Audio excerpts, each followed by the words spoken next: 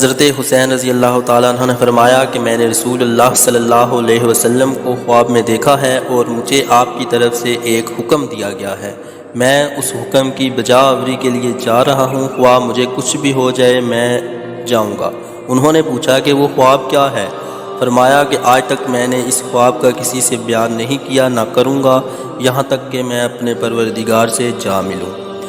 بلاخر حضرت حسین رضی اللہ تعالیٰ عنہ کو اپنی جان اور اولاد کے خطرات اور سب حضرات کے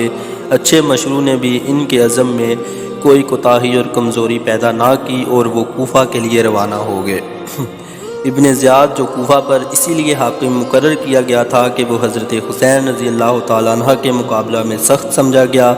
اس کو جب حضرت حسین رضی اللہ تعالیٰ عنہ کی روانگی کی اطلاع ملی تو اس نے اپنی پولیس کے افسر حسیس کو آگے بھیجا کہ قادسیہ پہنچ کر مقابلے کی تیاری کرے۔ حضرت حسین رضی اللہ تعالیٰ عنہ جب مقام حاضر پر پہنچے تو اہل کوفہ کے نام خط لکھ کر قیس کے ہاتھ روانہ کیا۔ خط میں اپنے آنے کی اطلاع اور جس کام کے لیے ان کو اہل کوفہ نے بلایا تھا اس میں پوری کوشش کرنے کی ہدایت دی۔ قیس جب یہ خط لے کر قادسیہ تک پہنچے تو یہاں ابن زیاد کی پولیس کے انتظامات تھے، ان کو گرفتار کر کے ابن زیاد کے پاس بھیج دیا۔ ابن زیاد نے ان کو حکم دیا کہ قصر عمارت کی چھت پر چڑھ کر معاذ اللہ حضرت حسین رضی اللہ تعالی عنہ پر لعن طعن کریں۔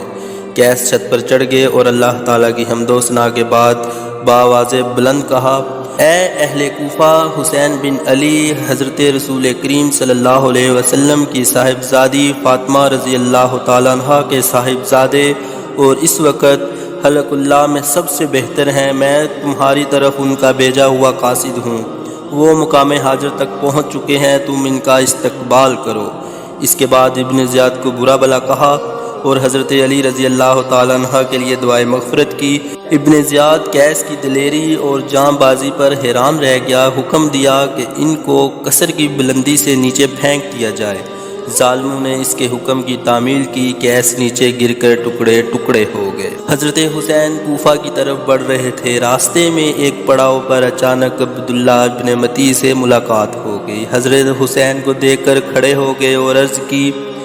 میرے ماں باپ آپ پر قربان ہو، آپ کہاں جا رہے ہیں اور کیا مقصد ہے؟ حضرت حسین نے اپنا ارادہ بتلایا۔ عبداللہ نے بڑی دکھی دل سے عرض کیا، اے ابن رسول، میں تمہیں اللہ کا اور عزت اسلام کا واسطہ دے کر کہتا ہوں کہ آپ اس ارادہ سے رک جائیں، میں آپ کو اللہ کی قسم دیتا ہوں اور حرمت قریش اور حرمت عرب کا واسطہ دیتا ہوں کہ اگر آپ بنی امیہ سے ان کے اقتدار کو لینا چاہیں گے تو وہ آپ کو قتل کر دیں گے، اور اگر خدا نخواستہ انہوں نے آپ کو قتل کر ڈالا تو پھر دنیا میں کوئی ایسا نہ رہے گا جس سے ان کو کوئی خوف ہو۔ واہ خدا،